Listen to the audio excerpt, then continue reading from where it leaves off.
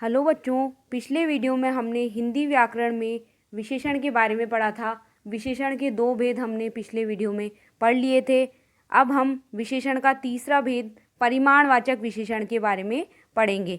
परिमाणवाचक विशेषण में जिन शब्दों में संज्ञा या सर्वनाम की मात्रा नाप तोल का बोध होता है उसे हम परिमाणवाचक विशेषण कहते हैं।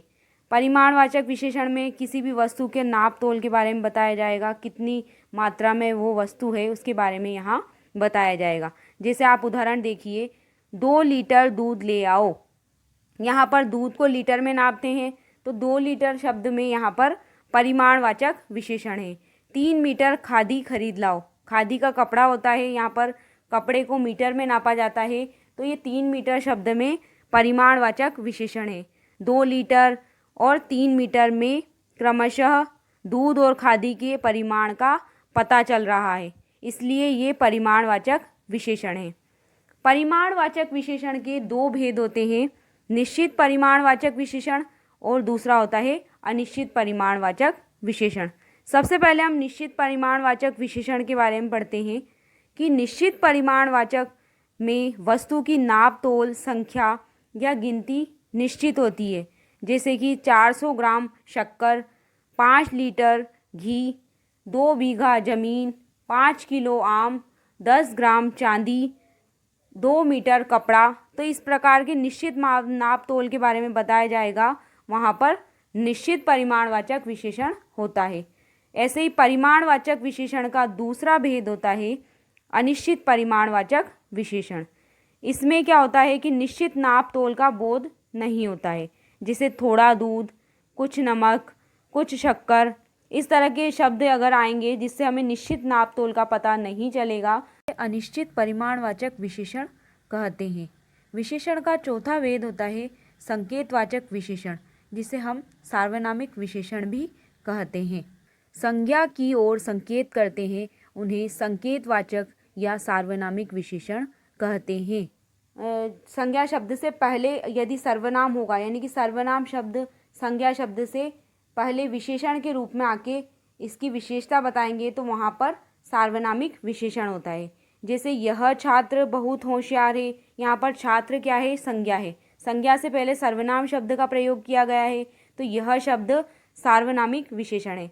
मुझे वे पुस्तकें चाहिए, अब पुस्तकें क्या है? संज्ञा। अब वे शब्द सर्वनाम है तो वे शब्द में सार्वनामिक विशेषण है। ऐसे ही वह घर महिमा का है, घर संज्ञा है और वह शब्द सर्वनाम है, तो सर्वनाम का प्रयोग संज्ञा से पहले किया गया है तो वह शब्द में सार्वनामिक विशेषण है। यह सेब मीठा है, सेब क्या है? संज्ञा।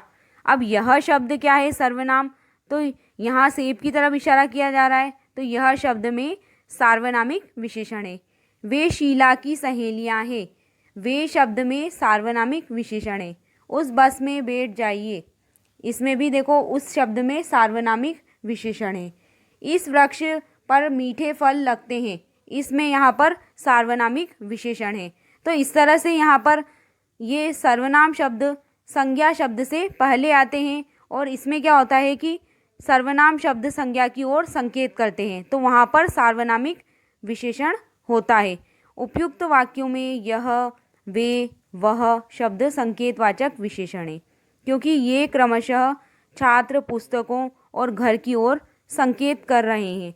यदि यह, ये, वह, वे आदि शब्द किन्हीं संज्ञा शब्दों से पहले आते हैं तो ये संकेतवाचक विशेषण बन जाते हैं, और यह संज्ञा शब्द से पहले नहीं आते हैं और स्वतंत्र रूप में आते हैं तो वो सर्वनाम बन जाते हैं। ये अंतर होता है इनमें। वे जाते हैं, वह तैरता है, ये सर्वनाम के उदाहरण हैं, क्योंकि इसमें बीच में कहीं भी संज्ञा शब्द नहीं दिया गया है सर्वनाम शब्द के बाद में, तो ये दोनों ही वाक्य सर्वनाम के उदाहरण हैं। सर्वनामों में उत्तम पुरुष में मैं और हम आता है, मध्यम पुरुष में तू और तुम, निजवाचक सर्वनाम में अपना विशेषण के रूप में प्रयोग नहीं होते। यहाँ सर्वनामों में ही प्रत्यय लगाकर संकेतवाचक बनाया जाता है। अब हम प्रविशेषण की परिभाषा पढ़ेंगे। कुछ शब्द ऐसे होते हैं जो विशेषण शब्दों की विशेषता बताते हैं तो वो प्रविशेषण शब्द कहलाते हैं। जैसे उदाहरण दिया हुआ है, मेरी अध्यापिका सबसे अच्छी है। अब यहाँ पे देखो, अध्यापिका की विशेषता अच्छी बता, इस वाक्य को हम इस तरह से बनाते, मेरी अध्यापिका अच्छी है, तो अच्छी शब्द विशेषण था। लेकिन यहाँ पर सबसे अच्छी लिखा हुआ है, तो अच्छी शब्द की भी विशेषता सबसे शब्द से हो गई है, तो ये सबसे शब्द जो है वो प्रविशेषण है। निखिल बहुत मोटा लड़का है। अब यहाँ पे देखो, बहुत शब्द मोटा शब्द की विशेषता बता रहा है, तो यहाँ पर विशेषण शब्द की विशेषता बहुत शब्द से बताई जा रही है, तो बहुत शब्द प्रविशेषण है। गंगा सबसे लंबी नदी है। अब यहाँ पर सबसे शब्द में प्रविशेषण है। सुमन अधिक आलसी है। अधिक शब्द प्रविशेषण है। ऐसे ही देखिए, आम बहुत मीठा होता है। अब यहाँ पर मीठा शब्द की विशेषता क्या बता रहा है, बहुत। बहुत शब्द प्रविशेषण है। बनारसी आम दशहरी से कम महंगा होता है। यहाँ पर देखो, कम शब्द महंगा शब्द की विशेषता बता रहा है, तो यहाँ पर विशेषण क्या है, महंगा, और महंगा की विशेषता कम शब्द बता रहा है, तो कम शब्द में क्या हो जाएगा, प्रविशेषण हो जाएगा। अब इन वाक्यों में सबसे, बहुत, अधिक प्रविशेषण है। ये शब्द अच्छी, मोटा, लंबी तथा आलसी शब्द से पहले लगकर इनकी विशेषता को बता रहे हैं। विशेषणों की रचना हम पढ़ेंगे। विशेषणों की रचना 4 प्रकार से होती है।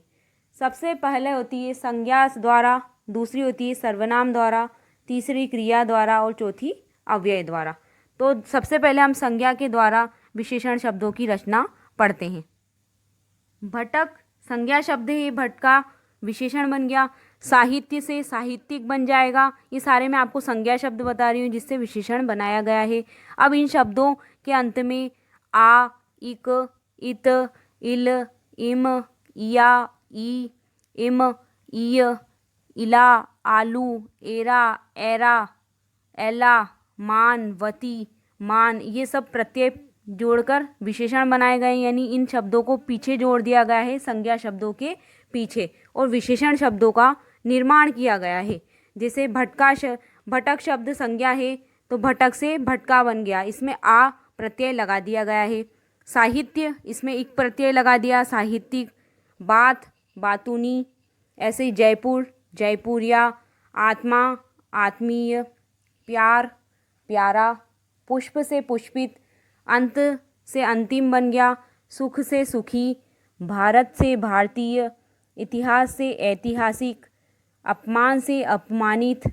स्वर्ण से स्वर्णिम। धन से धनी। चमक से चमकीला। इसी तरह से घर से घरेलू। नगर से नगरीय। दया से दयालु। धन से धनी। रस से रसिक। आदर से आदरणीय। मुख से मौखिक। गुलाब से गुलाबी। भारत से भारतीय। करुणा से कारुणिक। रोग से रोगी। आत्मा से आत्मिक। जल से जलीय। वन से वन्य। धर्म से धार्मिक। मर्म से मार्मिक। सुख से सुखी। तप से तपस्वी। नभ से नाभिकीय। बल से बलवान। ग्राम से ग्रामीण। तो ये सारे मैंने संज्ञा शब्द बोले, उससे इनमें प्रत्यय जोड़ दिया गया है। ऊपर जो प्रत्यय दिए गए हैं इनको इन शब्दों के पीछे जोड़ दिया गया है, संज्ञा शब्दों के पीछे जोड़कर विशेषण शब्दों का निर्माण किया गया है। अब हम सर्वनाम के द्वारा शब्दों का सर्वनाम शब्दों से विशेषण का निर्माण हम पढ़ेंगे। सर्वनाम शब्दों से विशेषण बनाने से पहले हम कुछ और संज्ञा शब्दों से विशेषण बनाना हम देखेंगे। रंग से रंगीला। चाचा से चचेरा। पुत्र से पुत्रवती। धन से धनवान। मधु से मधुर। विदेश से विदेशी। पुस्तक से पुस्तकीय। श्रद्धा से श्रद्धालु। दया से दयालु। फूफा से फुफेरा। बुद्धि से बुद्धिमान। गुण से गुणवती। विष से विषैला। पाप से पापी। झगड़ा से झगड़ालू। श्री से श्रीमान। मूल्य से मूल्यवान। ग्राम से ग्रामीण। ऋण से ऋणी। घर से घरेलू। ईमानदार से ईमानदारी। अब हम सर्वनाम शब्दों से विशेषण बनाना देखेंगे। सर्वनाम शब्द यह है, यह से ऐसा, तुम से तुम्हारा, मैं से मेरा या मुझसा, जो से जैसा, कौन से कैसा, वह से वैसा। तीसरा प्रकार होता है क्रिया द्वारा विशेषण शब्दों का निर्माण। भागना क्रिया है, भागना से बना भगोड़ा। बेचना से बिकाऊ, हंसना से हंसोड़, लड़ना से लड़ाकू, गाना से गायक, घूमना से घुमक्कड़, पढ़ना से पढ़ाकू, टिकना से टिकाऊ, देखना से दिखावटी, भूलना से भुलक्कड़, चलना से चालू, पूजना से पूज्य। ये क्रिया द्वारा विशेषण शब्दों की निर्माण किया गया हमने। अब चौथा प्रकार होता है अव्यय द्वारा विशेषण का निर्माण। आगे अव्यय शब्द है, आगे से बना अगला, अगला शब्द विशेषण बन गया। बाहर अव्यय शब्द है तो विशेषण बन गया बाहरी। पीछे से पिछला, नीचे से निचला, ऊपर से ऊपरी, भीतर से भीतरी, निकट से निकटतम,